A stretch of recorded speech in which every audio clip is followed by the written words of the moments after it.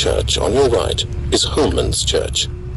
Although it was built by King Christian IV, it is not in his usual extravagance months on end. The church is also used by royalty, and Queen Margrethe II was both christened and married here.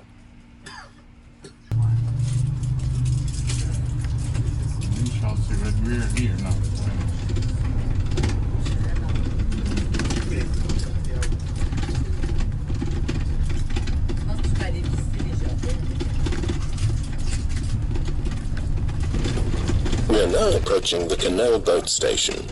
For those with canal tour tickets, this is where the boat tour starts.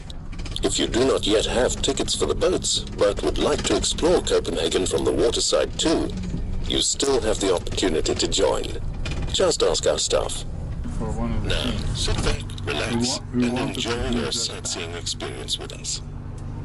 While you're exploring the city with us, we would like to make you part of a truly Danish experience. So we'll be inviting you into our history, homes, and huts. When we refer to our, we, or us, we're referring to Denmark, Danish, or the Danes.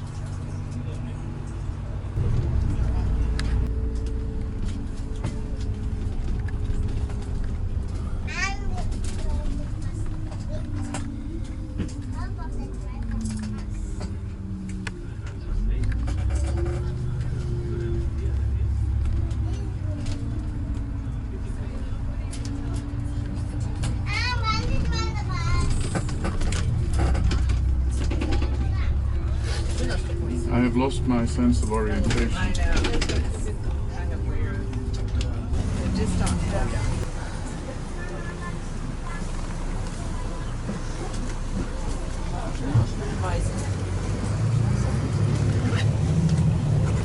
The building on your right, resembling stacks of banknotes, is the Danish National Bank. It was designed by the internationally renowned Danish architect Arne Jacobsen. The facades of the building consist of rough stone, glass, and grey-toned marble, giving it a chameleon-like personality. It never looks the same. Weather, light, and the time of day make...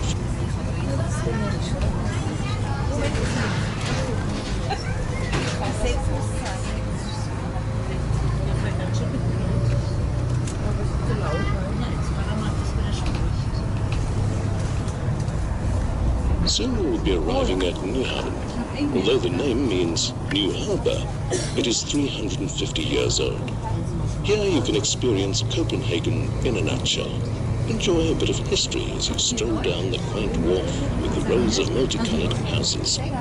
Here you can taste the best of Danish cuisine at the many bars, cafes and restaurants.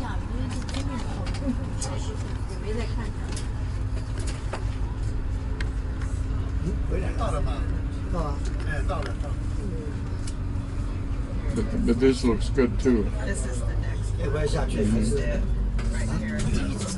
Right here. If you look behind you, on your left, you might notice a red house. This is where the famous writer Hans Christian Andersen lived, and where many of his fairy tales were written. If you listen closely, and the wind blows just right, you might hear the click of his quill reverberating through the harbour.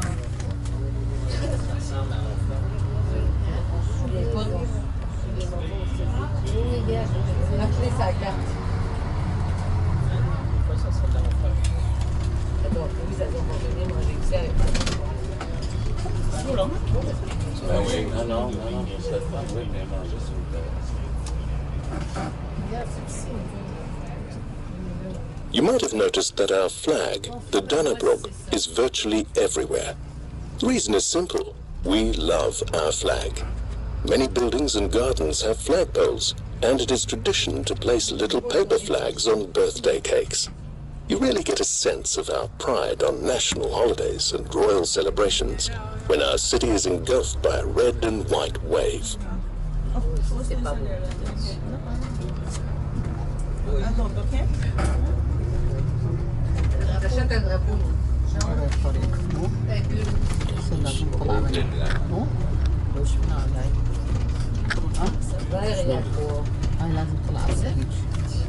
C'est un hôtel de Copenhague.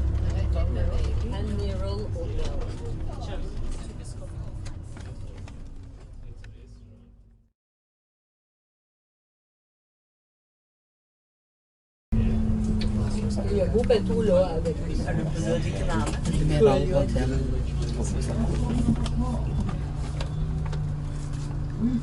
We're driving past a Mermaid garden on our right.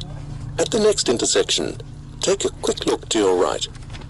Through the 4 pillars, you will have a stunning view of our new modern opera house across the waters. Then, quickly look in the opposite direction, and you'll see the classical dome of the marble church and Amalienborg Palace. The perfect alignment of these buildings is no coincidence. The site of the opera house was specifically chosen by Mærsk Mc-Kinney Møller. His idea was to line up the 3 bastions of crown, culture, and the church. Just imagine the fantastic triangular view. Mr. Mærsk Mc-Kinney Møller passed away in 2012 at the age of 98.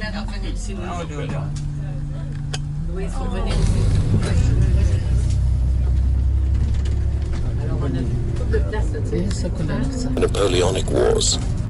While France and Britain battled away, Denmark remained neutral, allowing the merchants to cash in on the lucrative trade routes. Fearing that the Danes would join the French, in 1801 British Vice Admiral Nelson sailed up from the south, bypassing Copenhagen's northern defences. The Danish and British fleets fought right outside these warehouse windows, forcing civilians to seek refuge behind the enormous warehouses. During the battle, Nelson was ordered to retreat, but he famously put his telescope to his blind eye, claiming he did not see the command to withdraw.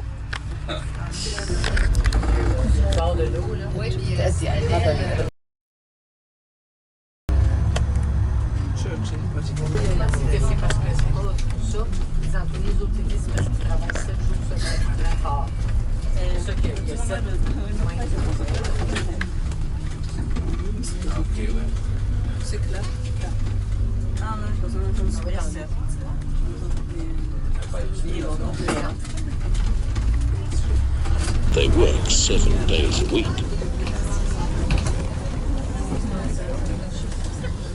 Across the water on your right, you have a... If you look to your right, you will see 2 little houses. The one with the crown at the top is the waiting entrance.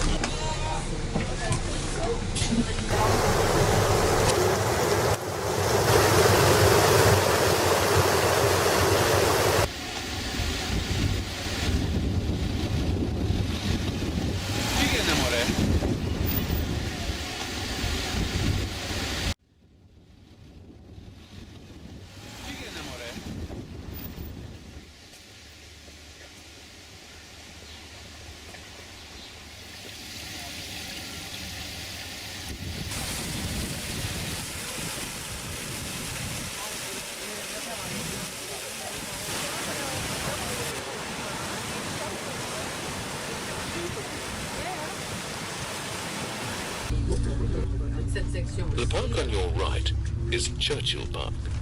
After World War II, the park was renamed after Winston Churchill to honor his support during the resistance and to give...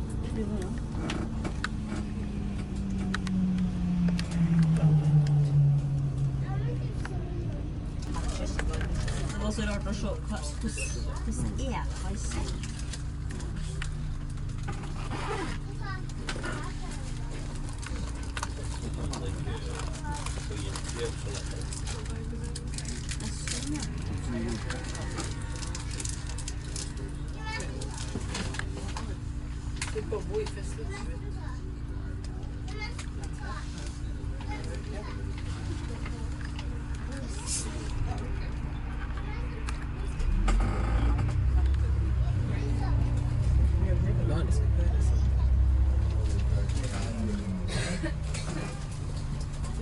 Selfish nepotism shocked his people. When the fort's cannons appeared to be aiming at the city, the citizens were horrified. Money ran out, so only the outer walls were completed. Castellet has been the scene of some of Denmark's most important events in history, from the British invasion in 1801 to the Nazi occupation during World War II.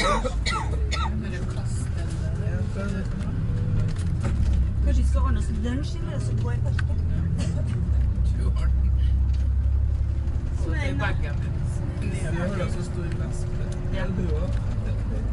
Cars on the ground in other major European cities, but that the makes of the cars are also quite modest. Tax, yes, is a staggering 180%. With our excellent transport system and bicycle culture, cars are not really a necessity in the city.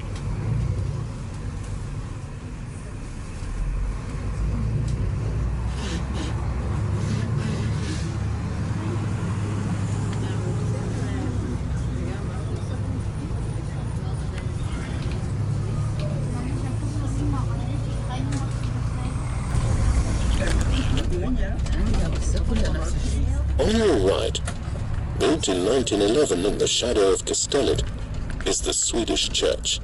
This evangelical Lutheran church mainly serves the Swedish community, but is open to all.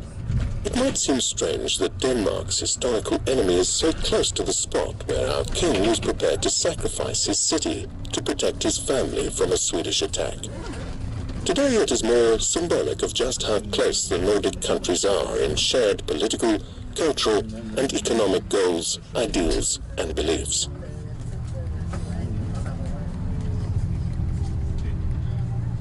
Soon you'll be arriving at one of Copenhagen's most famous landmarks, the statue of the Little Mermaid sitting on her rock. The bus will turn around and stop for a brief opportunity for you to hop off and take photographs. The bronze statue was commissioned by the Carlsberg brewer Carl Jacobsen after he saw a ballet based on the fairy tale of Hans Christian Andersen. Sculptor Edvard Eriksson was commissioned to sculpt the mermaid to the likeness of the ballerina who portrayed her and perch her permanently on a rock. In 2010, after sitting lonely on her rock for almost 100 years, she was sent to represent Denmark at the World Expo in Shanghai. A video installation by renowned Chinese artist Ai Weiwei and a live broadcast was screened on a massive TV right here to replace the Little Mermaid until she returned to her home. Although she is really tiny and disappointingly unremarkable, she still evoked enough emotion to have been decapitated 3 times. Her arm was hacked off. She was painted red twice and was even blown from her rocky seat by a bomb.